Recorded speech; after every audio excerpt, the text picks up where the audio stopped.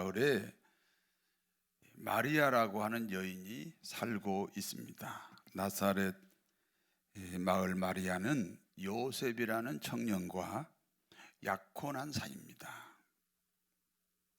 흔히 결혼하지 않는 여자를 처녀라고 부릅니다. 두 종류의 처녀가 있습니다. 남자를 경험한 처녀가 있고 남자를 경험해 보지 못한 처녀가 있습니다. 마리아는 요셉과 약혼한 사이지만 남자를 경험하지 못한 처녀입니다. 그러므로 남자를 경험하지 못한 여자라는 뜻으로, 처녀라는 뜻으로 마리아를 동정녀 마리아 이렇게 부릅니다. 어느 날 동정녀 마리아에게 가브리엘 천사가 찾아왔습니다. 그리고 이렇게 말합니다. 은혜를 받은 자여 평안하라. 하나님이 너와 함께 하신다. 무서워 말라. 너는 잉태하여 아들을 낳으리라. 동정녀인 자신에게 아들을 잉태한다는 천사의 말은 마리아에게 엄청난 충격입니다. 천사가 다시 말합니다. 너에게서 태어난 아들은 하나님의 아들이다. 하나님에게 아들이 있으면 하나님에게는 부인도 있어야 합니다. 하나님은 인간이 아닙니다. 하나님에게는 부인이 없습니다. 그러므로 마리아에게 잉태되는 분이 하나님의 아들이라는 것은 하나님이 마리아의 몸을 통해 이 땅에 오신다, 그런 뜻입니다.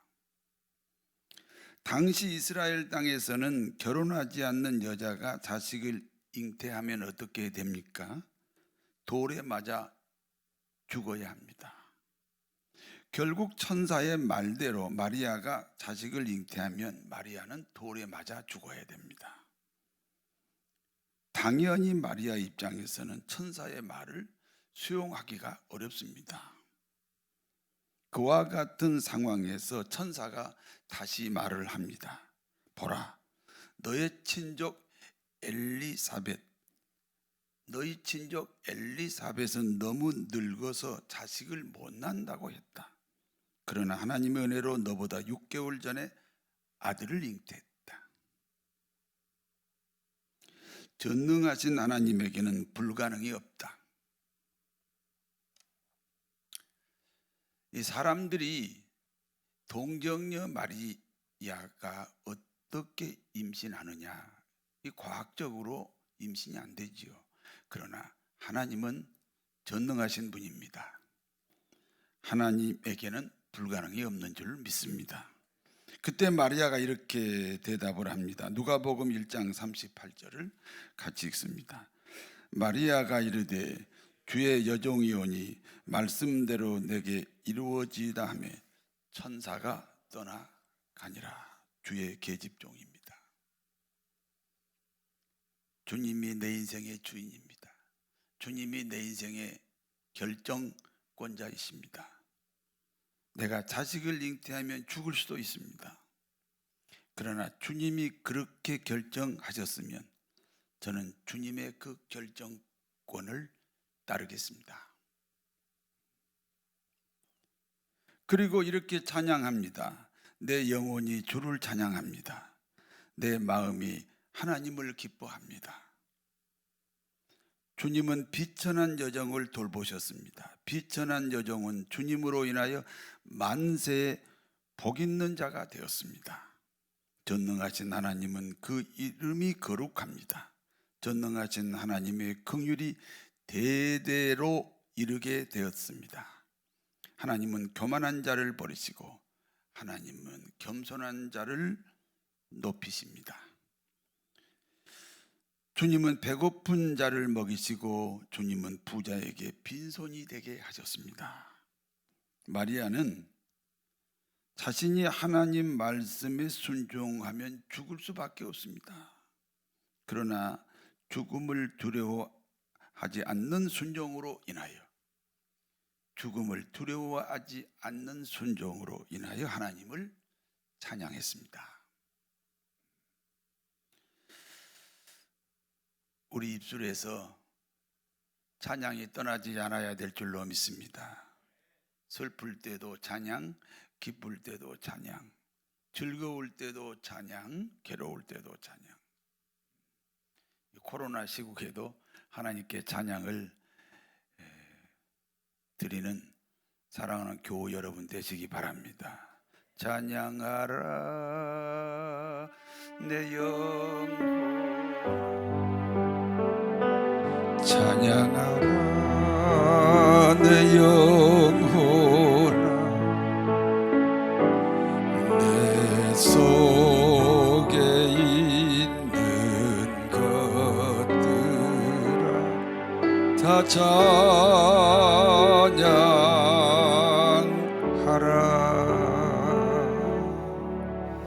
예수님 출생 당시는 이스라엘은 로마의 지배를 받고 있었습니다. 당시 로마의 황제 아구스도입니다. 아구스도 황제는 로마가 지배하는 모든 나라들에게 인구를 조사하도록 지시했습니다. 인구 조사를 하려면 모든 사람들은 자기 본적지에 가서 직접 본인이 신고를 해야 됩니다. 요셉은 갈릴리 나사렛에서 살고 있지만 다윗의 후손이므로 베들레헴이 본적지입니다. 그래서 요셉은 호적 신고를 하기 위해 베들레헴으로 가야 합니다. 그러므로 만삭이 된 약혼자 마리아를 데리고 북쪽 갈릴리 지방에서 남쪽 베들레헴으로 긴 여행을 떠났습니다. 대충 한 5일 걸리는, 도보로 5일 걸리는 그런 여행입니다. 드디어 베들레헴에 도착했습니다. 마리아가 베들레헴에 도착하자마자 해산을 위한 고통이 왔습니다. 급한 나머지 이 집 저 집 문을 두드립니다.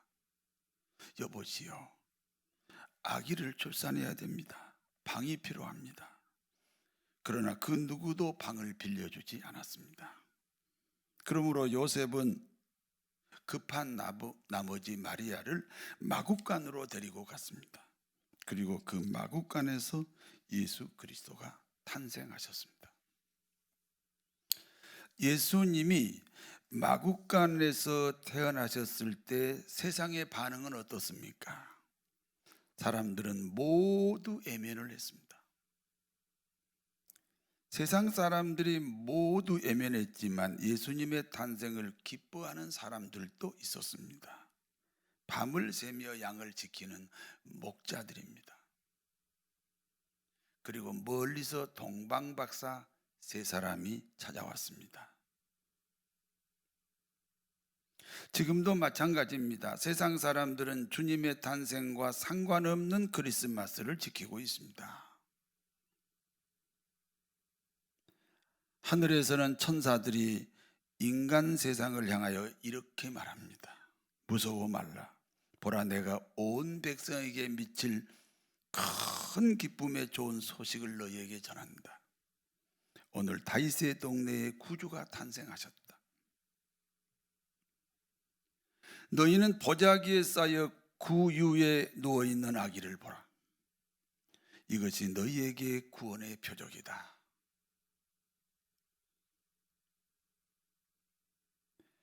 여러분, 크리스마스를 우리 일생에서 수십 번 겪으면서 이 크리스마스가 내 구원의 표적이다, 이렇게 생각한 적이 있으십니까? 호련히 수많은 천사와 천군들이 하나님께 찬송합니다. 지극히 높은 곳에서는 하나님께 영광이요, 땅에서는 하나님이 기뻐하신 사람들 중에 평화로다. 여기까지가 본문의 내용입니다. 이제 본문이 주는 교훈입니다. 모든 인간은 죄인입니다. 누구든지 자신이 가지고 있는 죄는 없앨 수가 없습니다. 한 번 지은 죄는 지워지지 않습니다. 그러나 그 죄값을 치르면 그 죄가 더 이상 나를 구속하지 못합니다.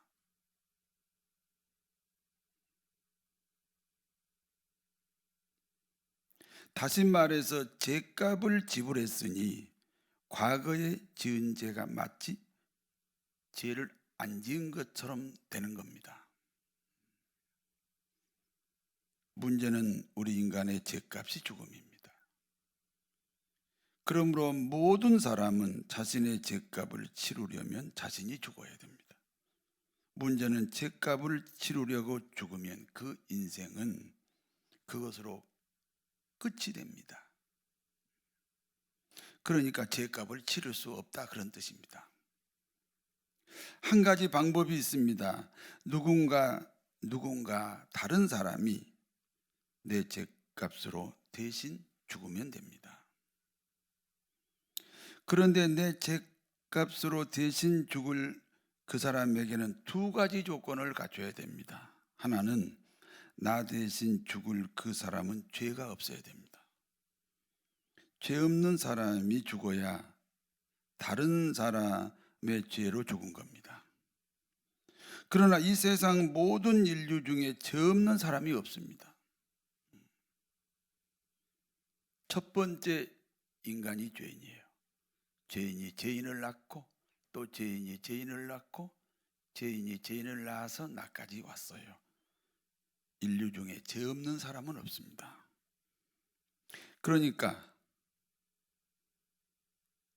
그 누구도 다른 사람의 죄를 대신할 수 없기 때문에 하나님이 마리아의 몸을 통해서 인간으로 오셨습니다. 그분은 죄가 없습니다. 다른 하나는 나 같은 사람이라야 나를 대신할 수 있습니다. 구약에는 짐승을 대신해서 계속 그 짐승이 죽었는데 어디까지나 짐승은 나에 대한 상징이지 내가 아닙니다. 그래서 나를 대신하려면 나 같은 사람이라야 됩니다. 마리아는 여자입니다. 여자에게서 태어났으니 예수님이 여자에게서 태어났으니 사람입니다. 그분이 예수 그리스도입니다. 그분이 우리의 구원자십니다. 하나님과 인간과의 관계는 인격 관계입니다. 하나님은 선악과를 먹지 말라 하셨습니다. 먹으면 정령 죽는다 하셨습니다. 하나님은 전능하신 분입니다. 그러므로 언젠가 인간은 선악과를 먹을 것이라는 사실도 알고 계셨습니다. 그러면 선악과를 먹지 못하도록 천군과 천사를 동원해서 지켰어야 합니다. 그런데 누구나 선악과를 먹을 수 있게 방치하셨습니다. 왜 하나님은 선악과를 방치하셨습니까? 아담과 하와가 선악과를 먹으러 갔는데 천군 천사가 지키고 있으므로 먹지 않았다. 그것은 먹은 것과 같습니다. 스스로 먹지 말아야 먹지 않는 것입니다. 하나님과 인격 관계라는 겁니다. 우리가 순종도 인격적으로 하는 거예요.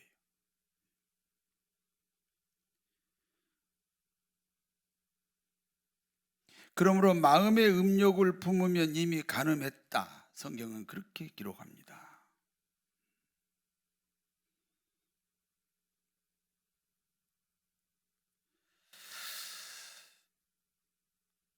하나님의 소원은 인간의 구원입니다. 얼마나 소원입니까? 하나님이 직접 이 땅에 오셔서 죽기까지 하셨습니다.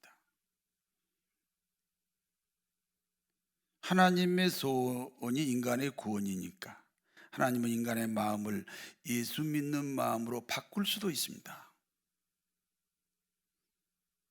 우리가 텔레비 채널을 쉽게 바꿀 수 있듯이 하나님은 우리 마음의 채널을 바꿀 수 있습니다. 그러나 그런 방법으로 구원시킬 수 없습니다.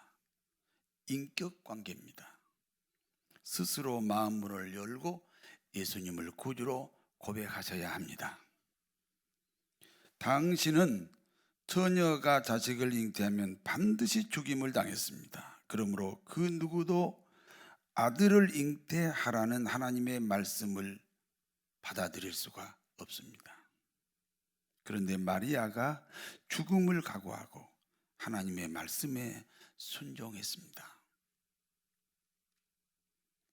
마리아의 인격적인 순종이 우리 모두의 크리스마스가 되신 줄로 믿습니다. 이 세상에는 여러 종류의 크리스마스가 있습니다. 청와대에도 크리스마스가 있습니다. 도청에도, 시청에도, 동사무소에도 크리스마스가 있습니다. 심지어 절간에도 크리스마스가 있습니다. 절간에 크리스마스가 있는지 확인하려고 가지 않아도 됩니다. 그런데 분명히 크리스마스 추리가 있습니다. 거리마다 가게마다 술집에도 화려한 크리스마스 추리가 있습니다. 크리스마스가 있습니다. 우리 기독교가 지키는 크리스마스는 따로 있습니다.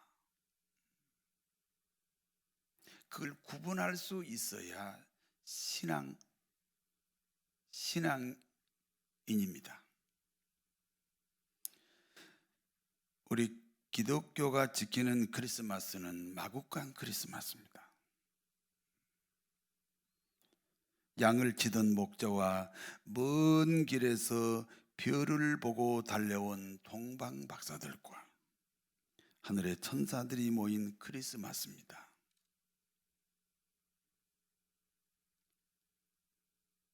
방 좀 빌려주세요. 방이 필요합니다. 지금 천지를 창조하신 하나님이 인간으로 오셔서 이 땅에 태어나야 됩니다. 우리를 구원하시기에 십자가 지기 위해서 그분이 지금 태어나야 됩니다. 아무도 문을 열어주지 않았습니다.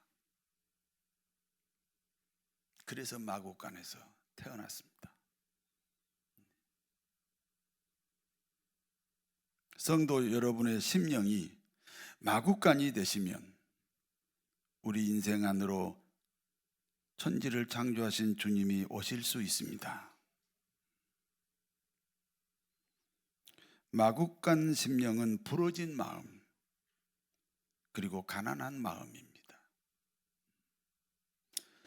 만왕의 왕이신 예수 그리스도께서 우리 모두의 심령 속에 새롭게 탄생하시는 복되고 복된 성탄절 되시기를 진심으로 축원합니다. 하나님 아버지,